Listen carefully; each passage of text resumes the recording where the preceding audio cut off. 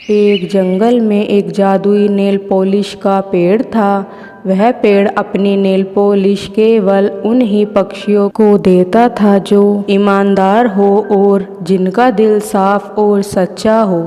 और उसी जंगल में कोको चिड़िया भी रहती थी और एक कालिया कौआ भी रहता था।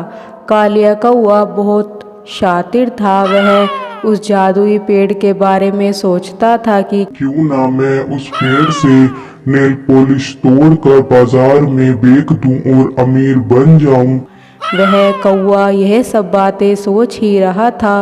वह कोको को जादुई पेड़ के पास जाते हुए देखता है तो वह भी उसके पीछे पीछे चला जाता है और कोको के पीछे छुप जाता है।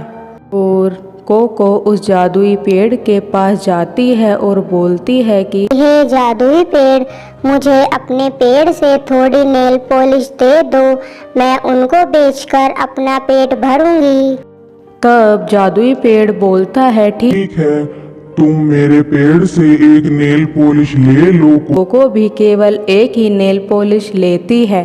तब जादुई पेड़ कोको से बोलता है कि तुम ईमानदार और सच्ची हो, इसलिए तुम मेरे पेड़ से ज्यादा नेल पॉलिश ले लो।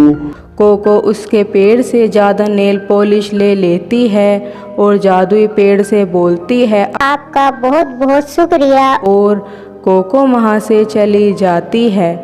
कालिए कौवे ने कोको और जादुई पेड़ की सारी बातें सुन ली थी। तब अगले दिन कालिया कौवा उस जादुई नेल पॉलिश के पेड़ के पास आता है और बोलता है कि हे जादुई पेड़, मुझे थोड़ी नेल पॉलिश दे दो। जादुई पेड़ उसको भी यही बोलता है कि मेरे पेड़ से एक नेल पॉलिश ले लो। लेकिन कालिया कौवा उस पेड़ की सारी नेल पॉलिश लेकर वहाँ से भाग जाता है और जादुई पेड़ पूरी तरह से खाली हो जाता है। तभी कोको चिड़िया जादुई पेड़ के पास आती है और जादुई पेड़ को खाली देखकर उससे पूछती है कि हे जादुई पेड़, तुम्हारी सारी नेल पॉलिश कहाँ गई? तब जादुई पेड़ बोलता है कि एक कालिया कौवा मेरी सारी नेल पॉलिश ले गया। और यह कहकर रोने लगता है। तब कोको उस जादुई पेड़ से बोलती है कि तुम दुखी मत हो, तुम्हारे पेड़ पर दोबारा नेल पॉलिश आ जाएंगी। अगले दिन उस पेड़ पर काफ़ी सारी नेल पॉलिश आ गई और फिर से कालिया कौवा वहाँ आया और उस पेड़ की सारी नेल पॉलिश ले गया। थोड़ी देर बाद कोको वहाँ पर आती है और बोलती है कि हे जादुई पेड़, तुम आज फिर से खाली कैसे हो गए? तब जादुई पेड़ बोलता है कि आज फिर से वह कौवा मेरी सारी नेल पॉलिश ले गया। तब कोको बोलती है कि अब उस कौवे को आने दो, उसको मैं अब सबक सिखाऊंगी। तब अगले दिन जादुई पेड़ पर फिर से नेल पॉलिश आ गई और अगले दिन कोको कालिए कौवे के आने से पहले ही वहां पहुंच गई और पेड़ के पीछे छुप गई।